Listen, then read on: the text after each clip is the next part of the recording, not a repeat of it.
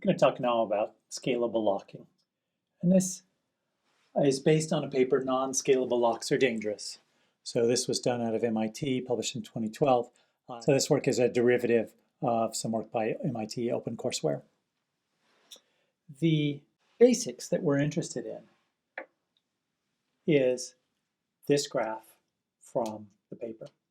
So the idea is we have a number of CPUs, and our hope is that as we add more CPUs, that we scale. Right? That's the goal. Right? The ideal goal of adding CPUs is that you get something like this. That is, you add CPUs, the performance goes up linearly. Okay? And that's great, except all of a sudden about 9 CPUs, it doesn't taper off. Right? What we would expect is as we add more CPUs, maybe it doesn't really help that much. So, we get something like that, where it just becomes flat.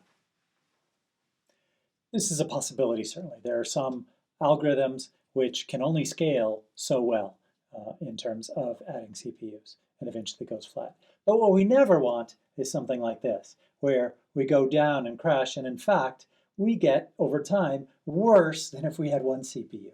Right, so 48 CPUs looks like it's maybe 3 or 4 times worse than if we had one CPU.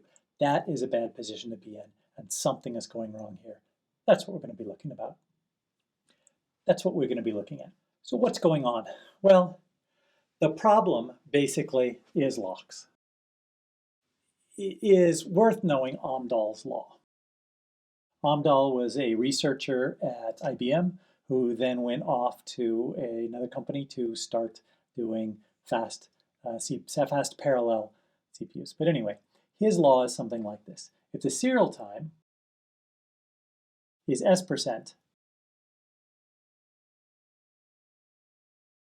so what we're saying is if the serial time is s%, then our speed up, even given an infinite number of processors, is limited to 1 over s%. So if the serial part of our entire algorithm is, let's say, half, then that means the best improvement that we could get is 1 over 1/2 or 2 times, which kind of makes sense, right? Because if we just look at it and say, this is our entire problem, and this is the part that is inherently serial, well, worst case, what happens if we just say this stuff took infinitely fast? Right? So it was infinitely fast, took 0 amount of time. Then we'd still be stuck with this serial portion, which wasn't helped by parallelism. So we can see we started out with 1/2, and now our speed up is we got a speed up of 2 times. If the portion of our algorithm or application that's inherently serial is smaller, we can get higher and higher parallelism. Okay, but this is worth realizing and thinking about. The non-scalable lock, what happens has to do with what happens with our locks as we have many CPUs, that is, as we have many waiters. And we're going to look at different kinds of locks and see how they are affected or not affected by this non-scalability. Here's really our takeaway. Our takeaway is that the bottleneck is caused by interaction with multi-core caching. So that's the first thing we're going to actually look at, is how multi-core caching works.